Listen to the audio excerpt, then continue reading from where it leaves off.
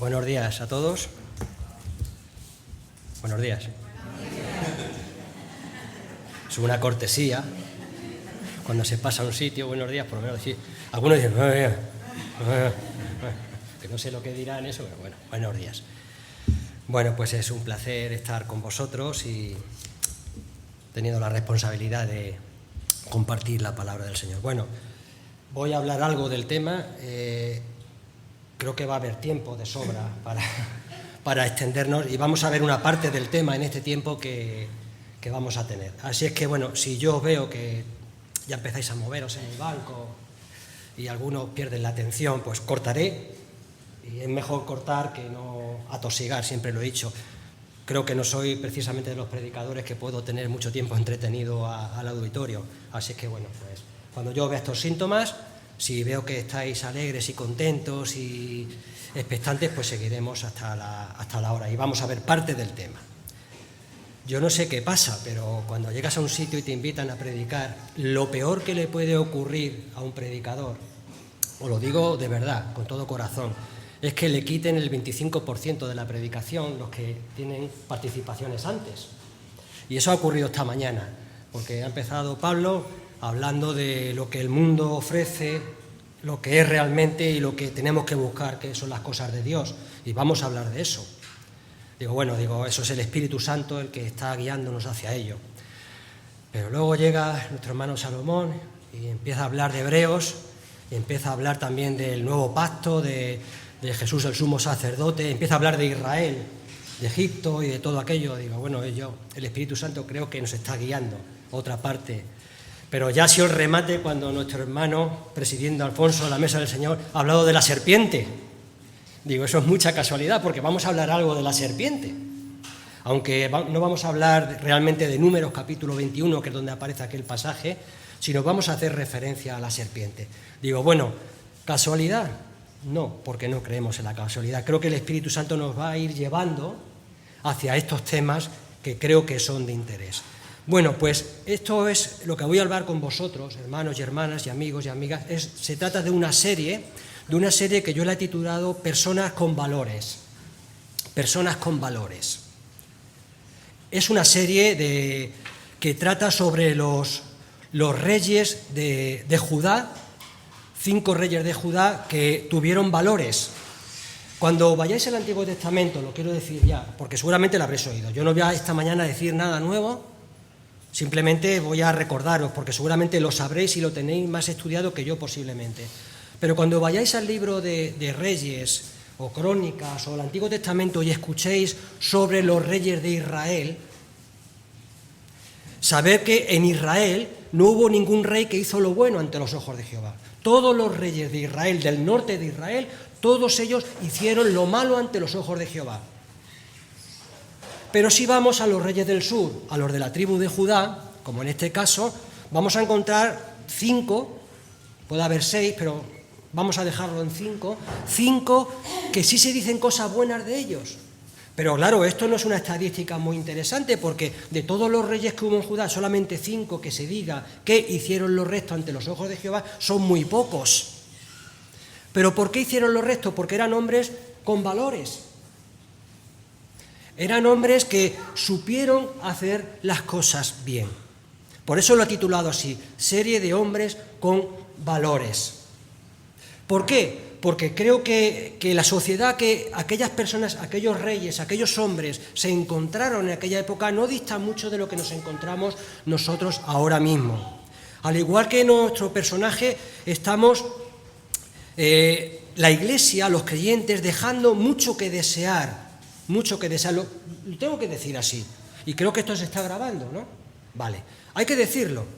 Porque vemos a muchos creyentes que no están reafirmándose en sus valores.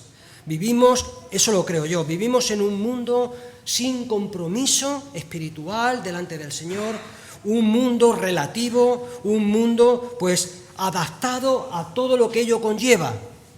Lo que es bueno lo llamamos bueno en algunas ocasiones, pero lo que es malo también en algunas ocasiones lo llamamos bueno. Y los creyentes no estamos aquí para eso, estamos para marcar unas diferencias. Vamos a hablar de un rey. yo voy a decir y os voy a invitar en esta mañana porque vamos a ir entre el libro de Reyes y el libro de Crónicas. Vamos a estar viendo un poquito, porque lo que dice el autor de Reyes lo amplía más el autor de Crónicas, y es necesario que vayamos allí, porque vamos a ver a uno de los reyes que sí que tuvieron valores. Vamos a ver el rey Ezequías. Si queréis acompañarme, vamos a leer unos versículos en segundo libro de Reyes. Ya sabéis que Reyes, primero y segundo de Reyes, algunos dicen primera de Reyes y segunda de Reyes. Esto está mal expresado porque no es una carta, es un libro, es primero. Y segundo de Crónicas, no segunda de Crónicas, y primero de Crónicas. Entonces lo vamos a emplear así.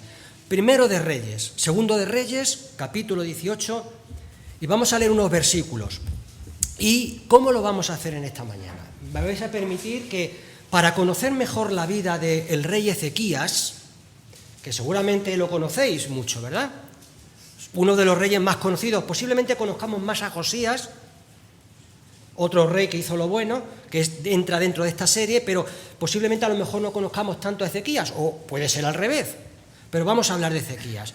Pero para intentar entender mejor la situación en la cual el rey Ezequías se movió, vamos a tener que hacer un pelín de historia, no mucha, yo no os voy a cansar con mucha historia.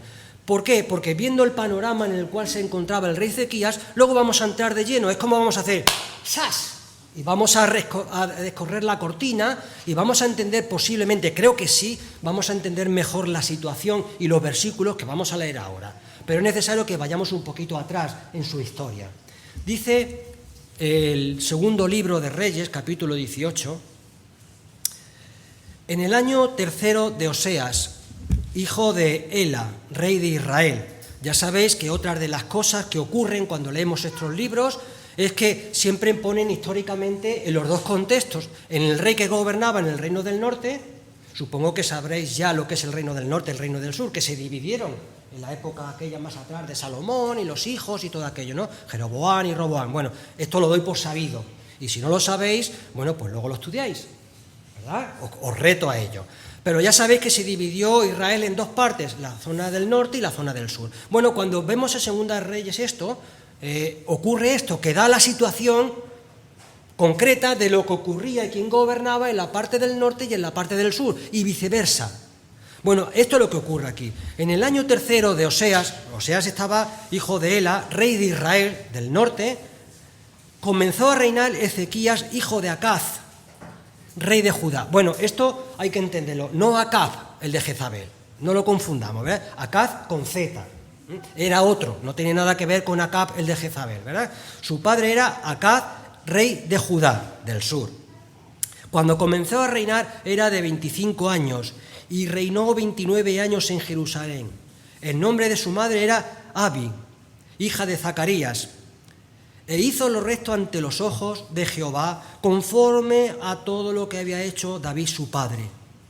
¿Y qué hizo él? Versículo 4. Él quitó los lugares altos, hizo trizas las estatuas y taló o cortó las aseras, también hizo pedazos la serpiente de bronce. Esto es lo que decía nuestro hermano Alfonso, ¿verdad? Hacía referencia. Que había hecho Moisés, a la cual llamó Neustam, porque hasta aquellos días los hijos de Israel le quemaban incienso. En Jehová Dios de Israel puso su confianza, ni antes ni después de él hubo otro como él entre los reyes de Judá. Pues se apegó a Jehová y no se apartó de él, sino que guardó los mandamientos de Jehová que Jehová había ordenado a Moisés. Y Jehová estuvo con él y prosperaba en todo lo que hacía. Él, Ezequías, se rebeló contra el rey de Asiria y no le sirvió. Hirió también a los filisteos hasta Gaza, su territorio, desde las torres de los atalayas hasta la ciudad fortificada. En el cuarto año del rey Ezequías, que era el año séptimo de Oseas, hijo de Ela, rey de Israel, aconteció que Salmanasar, rey de Asiria, subió contra Samaria y la asedió. Ahora veremos algo de esto. Al cabo de 3 años la capturaron, 3 años de guerra. ¿Qué ocurrió, verdad? El rey de Asiria estuvo 3 años para conquistar Samaria. Dice, al cabo de 3 años la capturaron, es decir, en el año sexto de Ezequías, que era el año noveno de Oseas, rey de Israel, Samaria fue capturada. el rey de Asiria llevó cautivos a los israelitas a Asiria y los puso en Alab, en Abor, junto al río Gozán y las ciudades de los medos, por cuanto no habían atendido a la voz de Jehová su Dios, sino que quebrantaron su pacto, no escucharon ni pusieron por obra todo lo que Moisés, su siervo Jehová, había ordenado. Vamos a dejar aquí la palabra del Señor, ¿verdad? Y vamos a ir intentando desarrollar un poquito este tema. Fijaros en una cosa.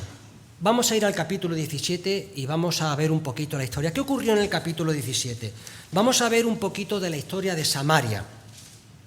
Samaria, la parte del norte. Porque en este contexto se encontraba también el rey Ezequías. Era en su año, era su época. ¿Y qué ocurrió allí? Bueno, pues allí lo que ocurrió, lo voy a resumir rápidamente, el capítulo 17. Allí lo que ocurrió que el rey Oseas era un vasallo del rey de Asiria. Le pagaba tributo todos los años o cada cierto tiempo, estaba obligado, si quería protegerlo y si no quería pues entrar en guerra con el gran imperio de Asiria, tenía que pagarle pues unos tributos que era una gran fortuna. Pero ¿qué pasó con Oseas? Oseas se lo creyó mucho. Eso es lo que dice el capítulo 17, que luego podéis leer en vuestras casas. ¿Qué hizo? Bueno, pues mira, yo como soy más listo que el rey de Asiria, voy a hacer un pacto con el rey de Egipto. Varios imperios van a aparecer en el libro de Crónicas y de Reyes. Primero, el imperio de Egipto, que estaba en decadencia, era un imperio que ya estaba en decadencia en aquella época, cada vez iba a menos. Estaba el imperio de Asiria, que era el imperio dominante de aquella época. Y luego más adelante también vamos a ver en estos libros que empieza a resurgir el imperio de Babilonia. Estos grandes imperios, pero a mí me llama la atención porque como dice Daniel que él pone reyes y quita reyes, capítulo 2 me parece que era, si no recuerdo mal, lo tengo por aquí apuntado, luego lo diré, dice que Dios pone reyes y quita reinos. Y es verdad, estos reinos desaparecieron, luego vino el imperio romano, el imperio griego, el imperio persa, vinieron muchos imperios y todos han desaparecido. ¿Por qué? Porque el Señor tiene el control de todas estas cosas. Pero ahora el rey de Asiria, el imperio de Asiria, era el reino poderoso de aquella época. Y Oseas hizo una cosa, dice que hizo pacto con Egipto. Se fue a Egipto y le dice, mira, pues yo me voy a unir a vosotros a ver si saco algún beneficio. ¿Y qué pasó allí? El rey de Asiria se enteró. ¿Y qué hizo? Pues invadir la parte de Israel, la parte del norte. Es lo que hemos leído en el capítulo 18.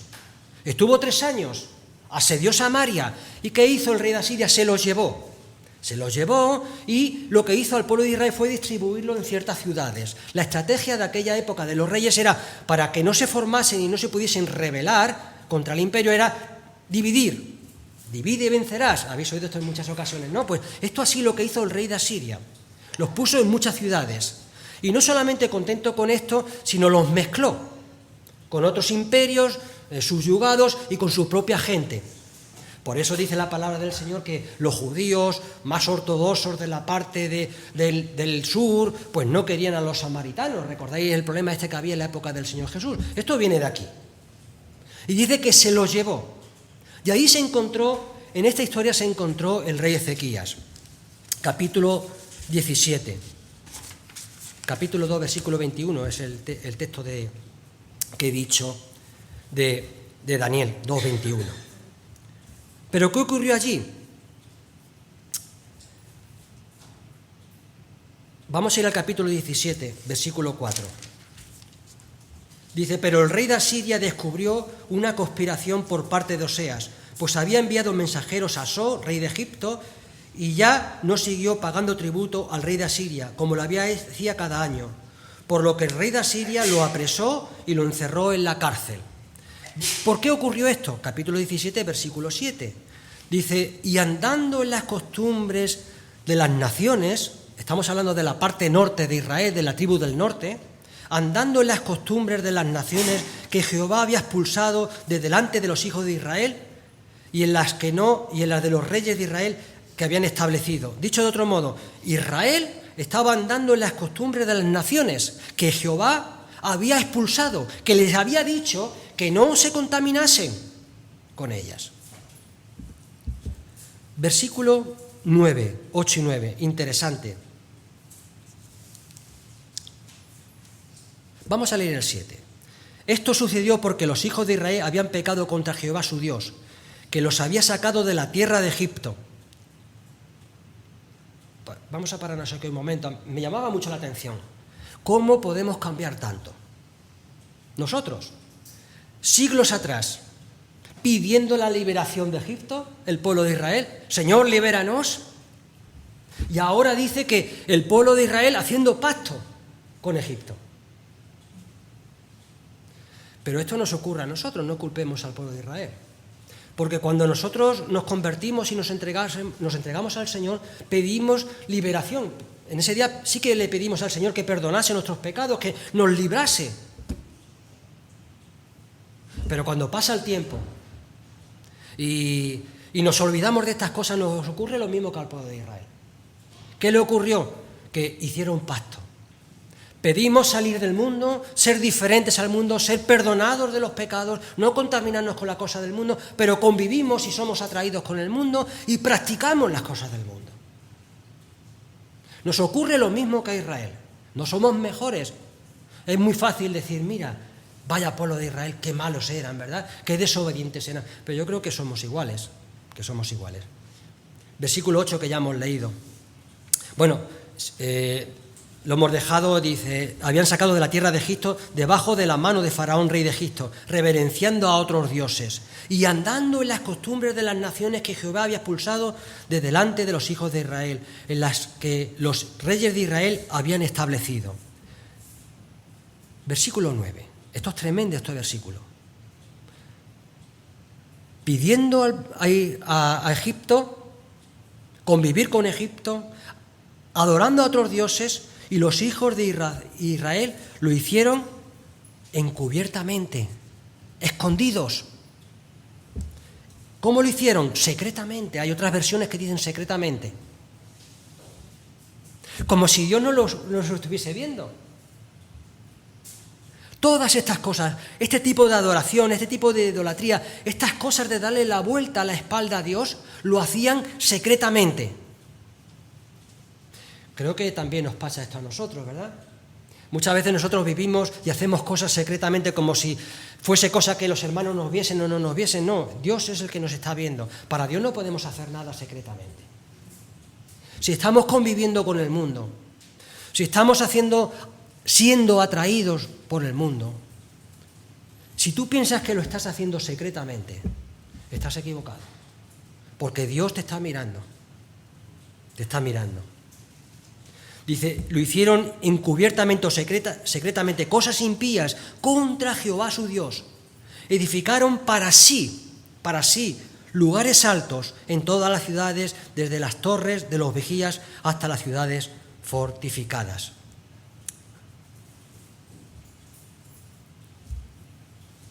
Capítulo 18.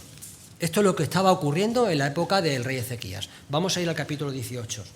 En el año tercero de Oseas, que estaba haciendo todo esto, estaba conviviendo entre dos aguas, sirviendo a Siria y por otro lado haciendo pactos con Egipto, adorando a dioses, lo hacía secretamente. La vida de Oseas, el rey de Israel, era una vida secreta, porque no quería que se enterase el rey de Asiria, pero tampoco que se enterase el otro rey de Egipto, tampoco quería que Dios interviniese mucho, todo era así, todo así. Pero en el año tercero de Oseas, hijo del rey de Israel, comenzó a reinar Ezequías, hijo de Acaz, rey de Judá.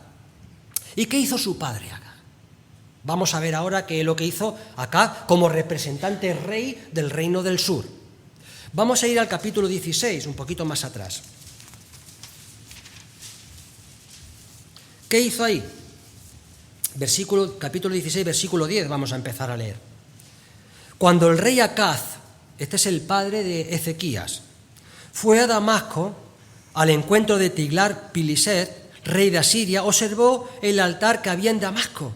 Y el rey de Acaz envió al sumo sacerdote Urías la representación del altar y sus medidas, según toda su hechura. Y el sumo sacerdote Urías construyó el altar conforme a todo lo que había enviado el rey Acaz desde Damasco. Y lo hizo el sumo sacerdote Urías ante el rey Acaz, antes que regresara a Damasco.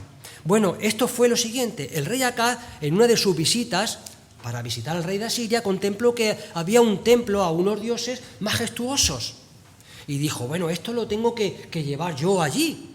Esto no puede perderse, esto es una obra de arte. Y entonces cogió al sacerdote y le dijo, mira, estas son las dimensiones, estas son las cosas que tienes que hacer para hacer un templo igual que el que hay en Asiria, para que adoremos. Esto es lo que dice capítulo 16, versículo 10 en adelante, que luego podéis leer más detenidamente.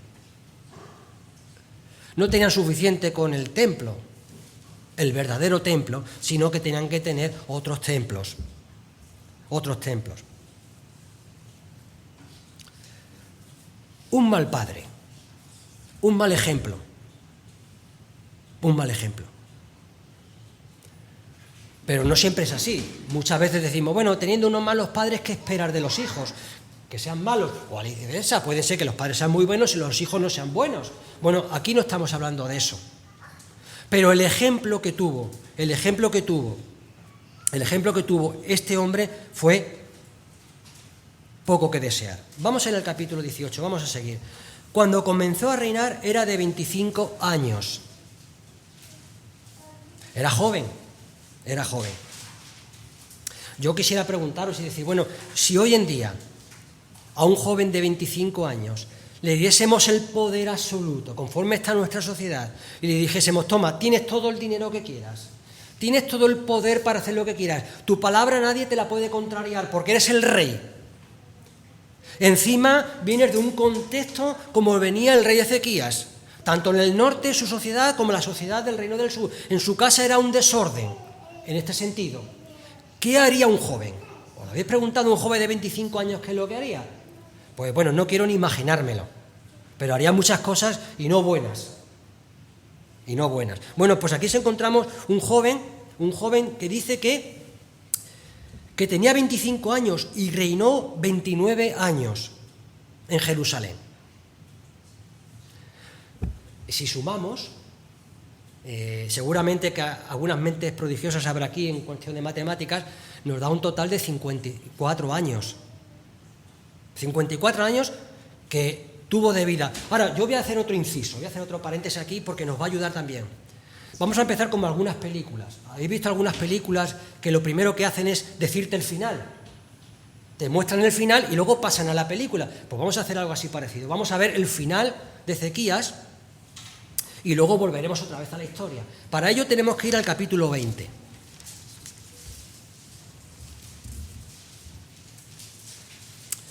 ¿Cómo empieza el capítulo 20? Estamos ahora adelantando. Dice, en aquellos días, ¿qué días? En aquellos días tan convulsos, cuando el rey Ezequías empezó a reinar, y vamos a ver luego lo que se encontró cuando comenzó a reinar, en aquellos días dice que Ezequías cayó enfermo de muerte. O sea, era una enfermedad que no tenía cura. Lo llevarían a los médicos, los mejores médicos del palacio, del rey, pero era una enfermedad que la palabra del Señor dice que no tenía cura. No había manera de poder salvar su vida. ¿Y qué ocurrió allí?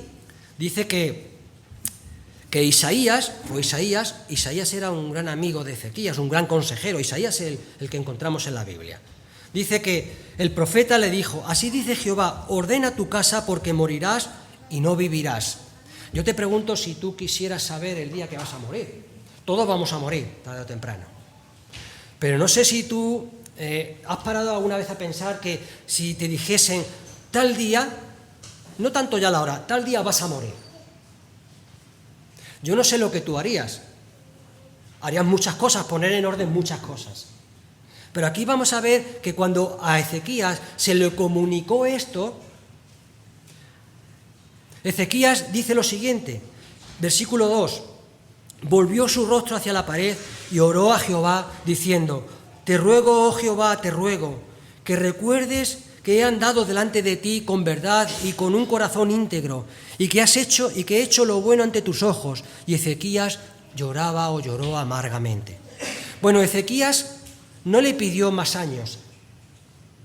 No se puso delante de Dios llorando y dice, mira, pues soy joven, mira, pues si restáis 54 menos 15, ya sabéis la edad que tenía unos 39 años aproximadamente, creo que es así. Si no, luego lo podéis ajustar vosotros. Le quedaban 15 años de vida, como vamos a ver. Pero él no se puso a pedirle a Dios más años, sino le pidió tiempo para ordenar su casa. Él se dio cuenta, en los versículos que siguen, que el pueblo necesitaba reformas. Las reformas que aparecen en segundo libro de Crónicas, capítulo 28 al 30. Tenía que dejar todas las cosas arregladas y tenía que dejar un sucesor en el reino. No se podía quedar todo así. Y Ezequías lloró amargamente por esto. Se volvió a Dios y le pidió a Dios que le diese tiempo, que mirase lo que él había hecho, cómo habían dado con él, el tiempo que habían dado de su reinado. Y le dijo: Señor, déjame un tiempo, fíjate lo que he hecho para ordenar estas cosas y luego podré ir en paz. ¿Qué ocurre? ¿Qué ocurre? Bueno, pues, capítulo 20, ¿qué ocurrió allí?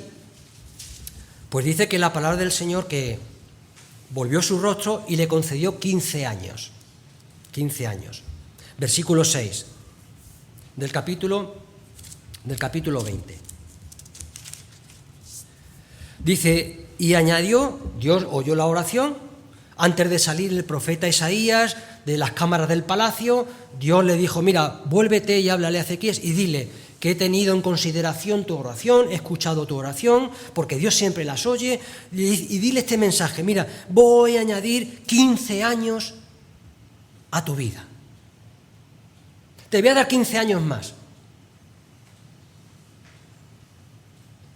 Y si tú supieses los años que te quedan de vida y el Señor te dijese que te va a dar 15 años más, ¿qué harías?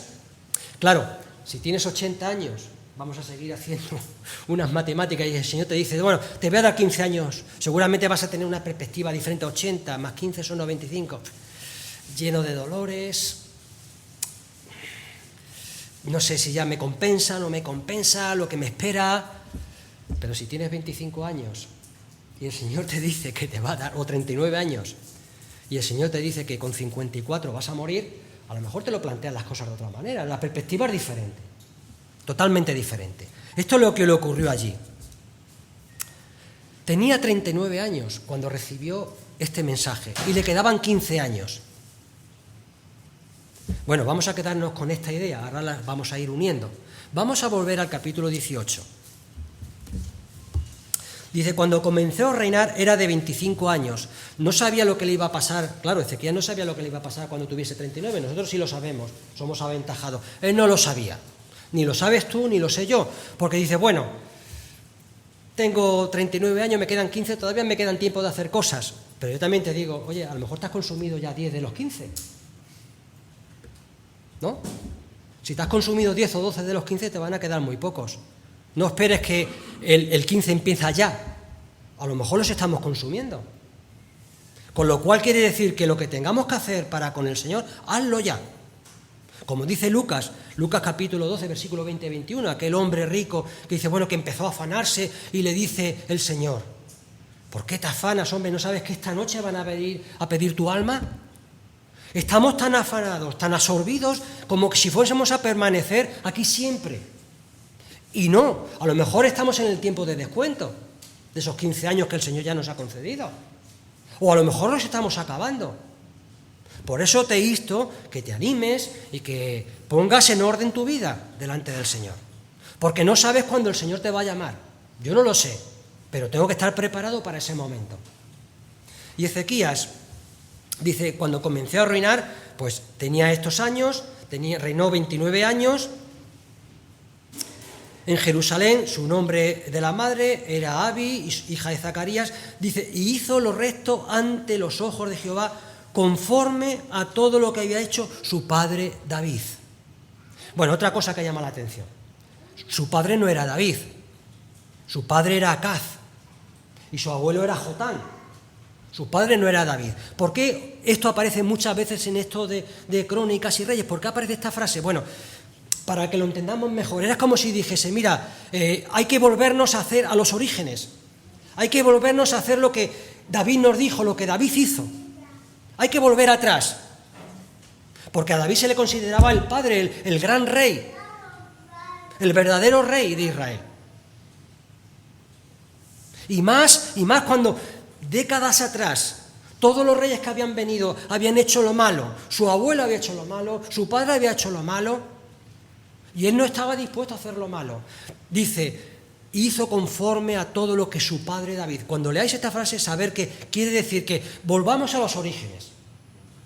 Vamos a volver a lo verdadero, a lo antiguo. Esta palabra suena fea hoy en día, y dentro del pueblo evangélico también.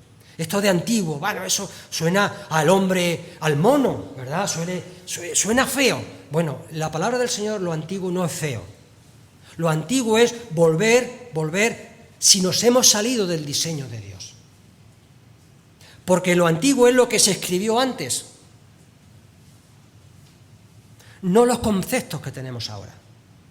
Dice que hizo lo recto ante los ojos de Jehová, conforme a todo lo que había hecho David su padre. ¿Y qué fue lo primero que hizo? Dice allí que quitó los lugares altos. Pero fijaros lo que hizo. Fijaros las palabras que aparecen aquí. Quitó, hizo trizas, taló, hizo pedazos. No basta con quitar. A Ezequías no le bastaba, y pienso que a nosotros no debe, porque esto tenemos que acoplarlo a nosotros mismos. No basta, hermanos, si hay algo en tu vida, con quitarlo. ¿Hay algún pecado en tu vida, algo que no anda bien con el Señor, algo que estás haciendo mal? Bueno, pues haz lo que hizo Ezequías, quita lugares altos, quita aquello que está impidiendo una verdadera adoración para Dios. Quítalo, hazlo trizas. ¿Habéis cogido algún papel alguna vez? Sobre todo esto lo hacemos mucho cuando tenemos algún documento. Ahora se llevan menos, pero cuando te mandan una carta que hay ciertos datos de tu vida, ¿qué haces? Hacerlo trizas, ¿sabes? Y lo haces trizas, y si ves algún numerito, algún detalle, lo vuelves a romper. ¿Por qué? Porque quieres acabar con eso. Por mucho que lo unan, por mucho que lo encuentren, lo vas a hacer desaparecer. Porque así es hacer trizas. Bueno, pues así es lo que hizo Ezequías. No solamente hizo esto que quitó, sino también rompió para no poder volver a unirlo. Y también cortó, taló. Corta de tu vida, de raíz. Cortar, talar, significa cortar de raíz. Si tú cortas de raíz, talas un árbol, ese árbol ya ha dejado de existir. Si hay algún pecado, si hay alguna cosa en tu vida, haz lo que hizo el rey Ezequías. Estamos hablando de hombres con valores. Y tú quieres tener valores en este mundo, corta de raíz. Corta aquello que va a estorbar. Y hazlo pedazos. No solamente hacerlo trizas, hazlo pedazos. Imaginaros, romper un documento, hay números, y luego lo pisoteas y lo metes incluso en la batidora, en el molinillo del café, lo haces trizas. Rompe con todo. Si quieres ser un hombre con valor, una mujer con valor, tienes que hacer esto. No basta con quitar. Tienes que determinar, tienes que talar, tienes que hacer trizas, tienes que hacer pedazos. La serpiente de bronce, nuestro hermano Alfonso había hecho referencia a ella. Fijaros, 700 años después, más o menos, todavía seguían adorando a la serpiente de bronce. Y yo digo, gloria a Dios, porque el Señor no nos ha dejado nada físico de la época que estuvo en la tierra. Sabemos que estuvo en Jerusalén, pero si vais a Jerusalén, aquellos que habéis estado, yo por lo que he podido leer y lo he podido compartir con algunos, muchos de los lugares son presumiblemente sitios donde estuvo el Señor Jesús. Pero menos mal que no nos dejó nada. Porque, y fijaros el pueblo de Israel, 700 años más tarde seguían adorando a la serpiente de bronce. Aquello que había sido para sanidad, capítulo 21 de Números, ahora siendo tema de idolatría. ¿Qué contraste? Egipto, liberación, sumisión a Egipto, liberación del pecado, sometimiento a una imagen. Fijaros lo que ocurrió allí, en el capítulo 18, versículo 4 que estamos leyendo, a la cual llamaron Neustán, o pedazo de bronce significa. Le cambiaron el nombre. Ya no adoraban a la serpiente de bronce, Le cambiaron el nombre.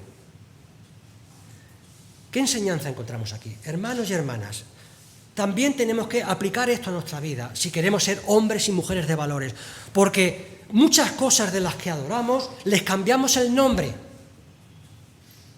pero sigue siendo algo de adoración, sigue siendo algo que quita el lugar de Dios. Le cambiamos el nombre, lo adormecemos, posiblemente lo llamamos de otra manera para conformarnos a nosotros mismos, para acallar nuestra conciencia. No, hombre, si no es pecado, es que no pasa nada, si lo hace todo el mundo. Si es que, algunos atrevidos, si es que en la Biblia no pone nada. Es que el Señor, pues no sé, hay que ser comprensivos, es que la sociedad está así. Cosas que son ídolos, pero que le cambiamos el nombre. Ya no le llamamos pecado a las cosas. Tú dices algo que es pecado, y bueno, y creo que hoy en día en nuestra sociedad se nos caen los edificios encima si decimos la palabra pecado. ¿Eso es pecado? Bueno, pues esto es cambiarle el nombre, porque pecado es aquello que va en contra de la voluntad de Dios, en contra de las cosas de Dios. Esto es así.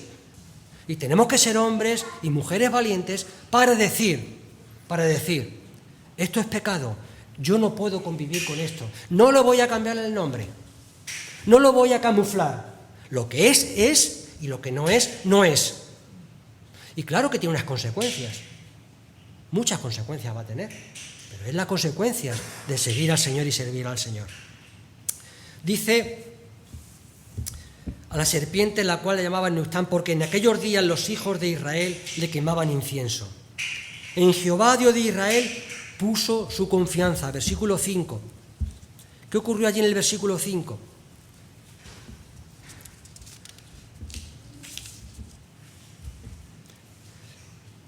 No importa la edad. Era un joven de 25 años. Cuando ha empezado nuestro hermano a hablar, ha dicho, vamos a hacerlo de una manera diferente. Dice, bueno, perdonadme porque soy joven. Lo he cogido literal. Bueno, pues digo, bueno, no, eso no pasa nada. No pasa nada. Porque Ezequías también era joven. E hizo las cosas diferentes.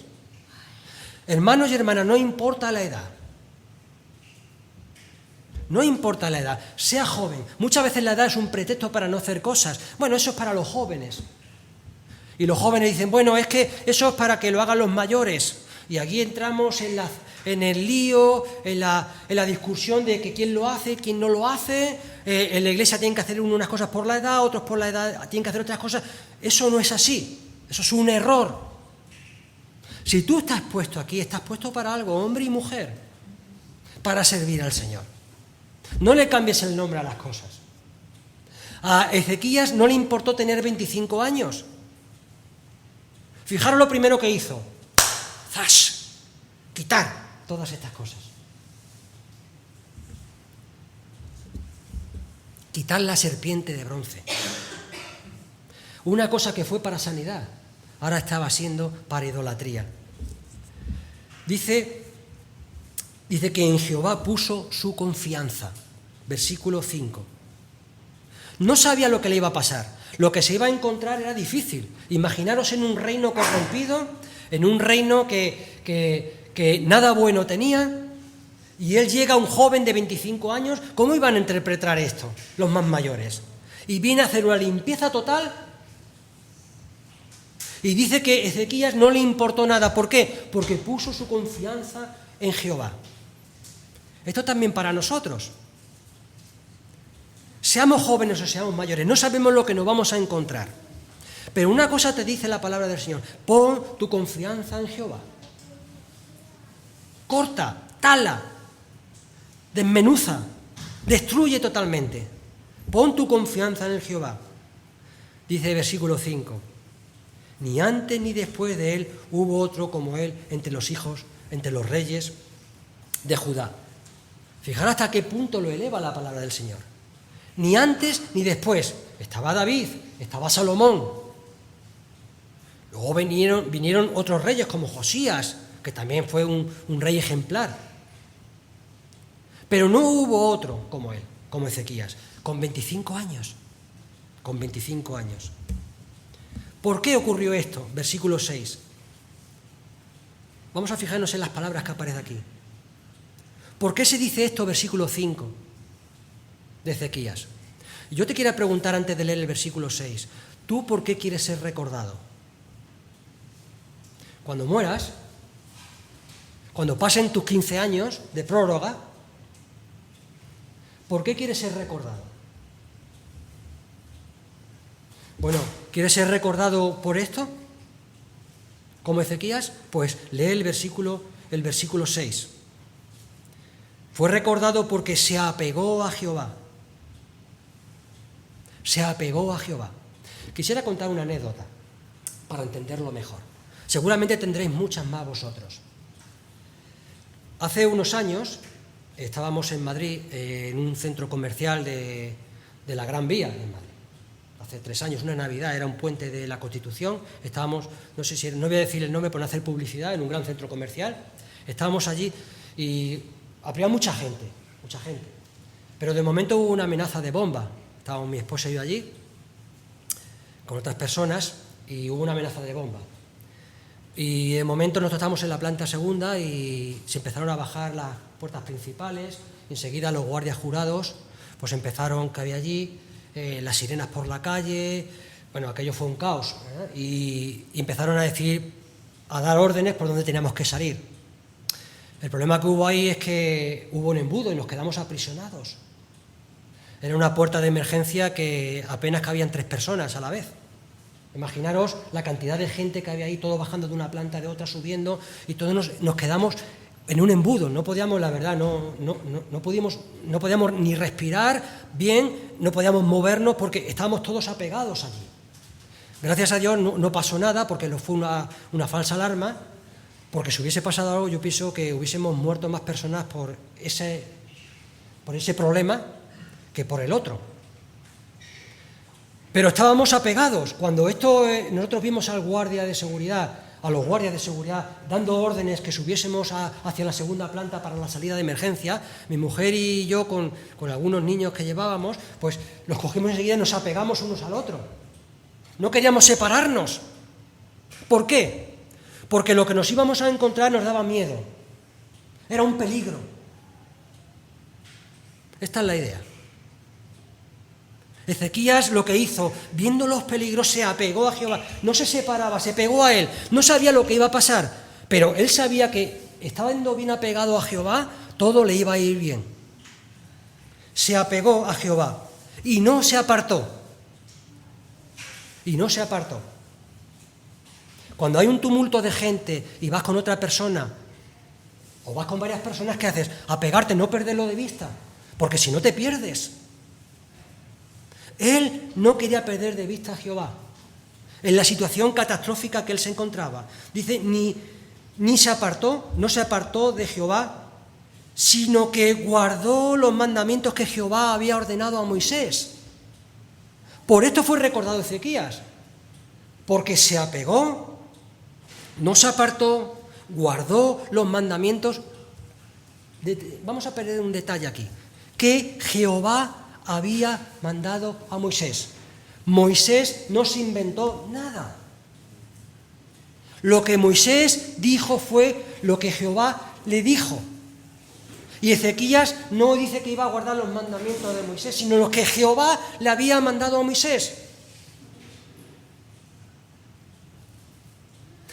¿Nosotros qué estamos guardando realmente? ¿Los mandamientos de Jehová? ¿Los mandamientos de Dios? Porque somos muy dados a corregir las cosas de Dios. Somos muy dados como humanos a interpretar las cosas de Dios. El yo creo, el yo pienso, a lo mejor. Y vamos dando nuestra interpretación a ciertas cosas que aparecen a la palabra de Dios. Estamos cambiando el nombre de la serpiente de bronce por Neustam. ¿Veis el hilo? Ahora, lo vais viendo el hilo. Y vamos cambiando los razonamientos. No, si hubiese interpretado la ley de Moisés, Moisés era un hombre, y como hombre se equivoca. Lo que interpretó fue la ley de Jehová que Dios dio a Moisés. Es imprescindible, es necesario, hermanos y hermanas, hacer esto, cumplir la palabra de Dios, como se diría en este argot, a toca teja, ¿verdad? Con todo lo que conlleva. Y si dice algo que va en contra de lo que tú estás haciendo, interprétalo así, como la palabra de Dios. Apártate de ella. ¿Por qué? Versículo 7. Porque si haces esto, va a ocurrir lo que ocurre en el versículo 7. Y Jehová estuvo con él. ¿Tú piensas que el Señor está cuando tú vas a ciertos sitios? Yo no voy aquí a juzgar a nadie, no sé dónde vais, pero en ciertos sitios,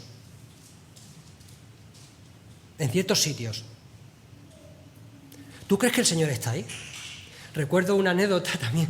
Un día íbamos con nuestro nieto mayor, paseando por allí por Valdepeñas, por una calle, una zona donde hay muchos bares para gente joven. Y había uno que, tipo pub o algo así creo que era, no sé cómo se llamará ahora, ¿verdad? En nuestra época era en pub o algo así. Y la entrada era mucha luz roja, mucha oscuridad en el fondo, luces así como de neón ahí al fondo, de la barra. Y nosotros sin decirle nada íbamos con la mano con él y nos dice, se queda así parado, dice, ahí no le gustaría entrar a Jesús.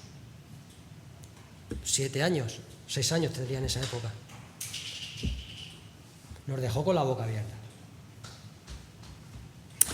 Yo esto lo dejo ahí, ¿verdad? Porque cada uno tiene que ponerse delante de Dios, cada uno tiene que talar y tiene que cortar y tiene que ver dónde pone a Dios en su vida. Pero tú piensas que lo que haces, lo que dices, dónde estás, ¿Dios estaría a gusto ahí? ¿Se sentiría a gusto Jesús contigo en ese sitio? Versículo 7. Y Jehová estuvo con él y prosperaba en todo lo que hacía. Y volvemos a la historia. ¿Y qué pasó allí? Dice, y él, Ezequías, se rebeló contra el rey de Asiria y no le sirvió. ¿Qué ocurrió con su padre Acaz? Acaz hizo una cosa, el capítulo 16, si luego queréis leerlo, y en el segundo libro de Crónicas, capítulo también 26, 27, antes del 28, que ya habla de Ezequías. ¿Qué hizo su padre Acaz? Acaz hizo pacto con el rey de Asiria, pensando que con el pacto que iba a hacer era suficiente. Pero más adelante el rey de Asiria invadió, le pidió más al rey Acaz. Dice la palabra del Señor en el capítulo 16, dice que el rey de Asiria no se contentó con lo que le había dado el rey Acaz, y el rey Acaz le había dado todo lo valioso del templo, todo el oro del templo y la plata, pero no contento con esto, el rey de Asiria lo subyugó más al rey Acaz. Y esto nos quiere decir una cosa, hermanos y hermanas, el mundo, podemos hacer pactos con el mundo, porque Asiria es la representación del mundo, al igual que Egipto. Tú vas a estar haciendo pactos con Asiria, con el mundo, pero el mundo cada vez te va a pedir más. El mundo no va a estar contento contigo, te va a pedir que hagas más cosas. ¿Y qué ocurrió? Y allí se levantó Ezequías y dijo, no señor, hasta aquí hemos llegado. Y no sirvió al rey Acaz, sino que se rebeló contra él. Y no contento el rey de Asiria, ¿qué hizo? Cuando llevaba 3 o 4 años reinando, fue a invadir el reino del sur. Capítulo 19. Que voy a resumirlo brevemente en estos minutos que quedan. ¿Qué ocurrió allí? Dice que el rey mandó a un ejército, el rey de Asiria, para conquistar Jerusalén, y la tuvo sitiada por un tiempo. Y el rey Ezequías, viendo aquel gran imperio, imaginaros para entenderlo, con aquellos carros de combate, con aquel armamento, rondeando una ciudad, y ellos que tenían un ejército pobre, porque había sido muy diezmado por su padre y por Jotán, habían estado en guerra con los asirios, con los egipcios, con otras naciones de alrededor, un ejército que apenas se sostenía. Ezequías dice que oró al Señor, y dice que Dios también le contestó, y dice, no te preocupes, porque no va a ser conquistada Jerusalén. Y dice la palabra del Señor que Dios envió un ángel y mató a 185.000 soldados de los asirios. Me llama la atención, un ángel. Mató en una noche a 185.000 soldados, hombres adiestrados para la guerra. 185.000, un ángel. ¿Qué será cuando las huestes de Dios intervengan para el final de la época del hombre? Cuando intervenga Dios en este mundo y mande sus huestes. Nos habla Apocalipsis de esto. Un ángel, 185.000. ¿Quién podrá sostenerse en pie delante de la cantidad de ángeles que Dios tiene a su disposición? Si un solo ángel hizo esto. Esto es tremendo. Dice, no te preocupes, Ezequías, no va a pasar esto. No va a pasar esto. No va a pasar esto. ¿Por qué? Porque se apegó. Versículo 13. Dice, en el año 14. Año 14, el año 13. Quiero decir esto también, cuando dice el año 14, no quiere decir que computa todo el año, sino entra dentro del año que empieza. En el año 14, ¿qué ocurrió en el año 14? Bueno, si queréis verlo, pues ir al capítulo 28 del segundo libro de Crónicas. Capítulo 29, perdón. Capítulo 29. Ezequías era de 25 años cuando comenzó a reinar, empieza igual, y reinó 29 en Jerusalén. El nombre de su madre era Abías, hija de Zacarías, e hizo lo recto ante los ojos de Jehová, conforme a todo lo que había hecho su padre David. En el primer año de su reinado, en el mes primero, había que hacerlo, rápido. Primer año de su reinado. ¿Qué hizo? Bueno, hizo todo lo que hemos visto. Hizo más cosas. Pero una de las cosas que hizo fue lo que hemos leído en Segundo de Reyes. Pero lo hizo en el primer mes. En el primer año. Había que hacerlo ya. Apremiaba. Hermano y hermana, si vas a consagrarte al Señor, si vas a servir al Señor, hazlo ya. No esperes. Ah, hombre, más adelante, soy joven, o yo ya soy muy mayor. No esperes. Hazlo. En el primer año, en el primer mes, dice, abrió las puertas de la casa de Jehová y las reparó.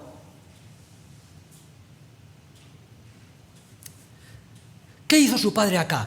Acab lo que hizo fue cerrar las puertas del templo. Y él llegó, lo que hizo fue abrirlas.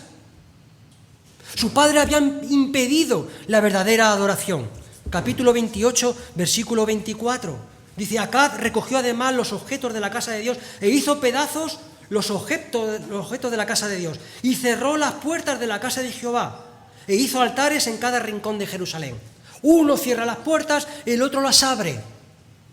¿Pero qué le ocurre a una casa cuando está cerrada? Tú dejas una casa, sobre todo antigua, cuando esté cerrada, y déjala un año, y vuelve luego. ¿Qué ocurre allí? Se hunde. Si no la repara, si no vive, si no la ventila, se hunde. ¿Qué le ocurrió a la casa de Jehová? Ellos estaban pensando, se hicieron un templo al igual que los asirios. ¿Recordáis lo que hemos dicho al principio? Dice a su sacerdote, hazme un templo igual que los asirios para que adoremos. Y olvidaron la casa de Dios. Cerraron las puertas. Dice que abrió las puertas de la casa de Jehová y las reparó, porque estaban rotas. E hizo venir a los sacerdotes y a los levitas y los reunió en la plaza oriental y les dijo, oídme, levitas, santificaos, santificad la casa de Jehová, el Dios de vuestros padres, y quitar del santuario la inmundicia. Quita de tu vida la inmundicia. Quita lo que no agrada a Dios. Es literal lo que está diciendo. Porque nuestros padres han sido infieles. Nuestros padres Acab, su abuelo Jotam, los reyes malos que había, tanto en el norte como en el sur, han sido malos, han hecho lo malo ante los ojos de nuestro Dios y abandonaron y volvieron sus rostros del tabernáculo de Jehová y le han dado la espalda. Asimismo cerraron las puertas del atrio y apagaron las lámparas. Hermanos y hermanas, termino con eso. No apaguemos las lámparas, porque las lámparas son para testimonio. ¿Recordáis aquella historia en Hechos de los Apóstoles? Cuando había un joven, el joven Eutico. ¿Recordáis aquel joven? ¿Sabéis lo que le pasó a aquel joven? Pues se cayó de un tercer piso y se mató. No voy a eso en esta noche, en esta tarde, o en esta mediodía. Lo que voy, hay un detalle que aparece allí. Dice que las lámparas estaban encendidas. ¿Y qué hace una lámpara? Alumbrar. Si tú ves una lámpara en una casa, quiere decir que hay alguien dentro. Da un testimonio de que hay alguien dentro. Bueno, pues tu lámpara es lo mismo. Tiene que dar luz, tiene que dar testimonio de que hay alguien viviendo dentro de ti. Una lámpara también, que nuestras puertas estén abiertas. Cuando pasa la gente por la calle y el domingo por la mañana lo ve, esto es una lámpara que alumbra. Ahí se juntan. Ahí están haciendo algo cada domingo. Es un testimonio. Sé lámpara y sé luz. Tala, corta, quita, destroza. Apégate, ver detrás, humíllate, abre las puertas de tu corazón, porque tú eres templo del Espíritu Santo y el Señor mora en ti, el Espíritu Santo está morando en ti. Y como templo no puedes cerrar las puertas a Dios. Si hay algo que no funciona en tu vida, si algo te tienes que preguntar, pregúntate, ¿a Dios le agrada? ¿Quieres ser un hombre o una mujer con valores en este mundo? Fíjate lo que se encontró Ezequías. Ezequías fue un superviviente. Dice la historia, que luego podéis leer, de Acaz, su padre. Dice Reyes, que entregó a su hijo a fuego. Pero si vais luego a Crónicas, dice que entregó a sus hijos al fuego, a los ídolos. ¿Sabéis lo que hacían allí? Esto era sacrificar al rey Moloch, era un rey pagano. ¿Y sabéis cómo era el rey Moloch? El rey Moloch tenía cabeza de toro y cuerpo de hombre, pero en su interior estaba hueco, y allí lo que hacían los paganos era encender lumbre. Y cuando sus manos estaban al rojo vivo,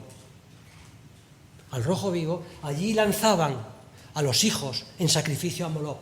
Imaginaros los chillíos, imaginaros los gritos. Bueno, lo que hacían allí era tocar trompetas, lo dice la palabra del Señor, tocar trompetas y tambores para que esos gritos se amortiguasen, no se oyesen. Esto es lo que hacía su padre acá. Entregó a su hijo, a sus hijos, dice Reyes y dice Crónicas, a fuego, allí en el valle de Tofet, en aquel monte, en el monte Tofet. ¿Sabéis que el monte Tofet parece ser que fue el monte de la transfiguración, donde el Señor Jesús llevó a Pedro y a Juan y se transfiguró allí? Fijaros, un monte que fue para sacrificios humanos. Ahora el Señor Jesús estaba tirando por tierra todo aquello, en el monte Tofet. Que el Señor te bendiga. Vamos a orar. Señor y Padre.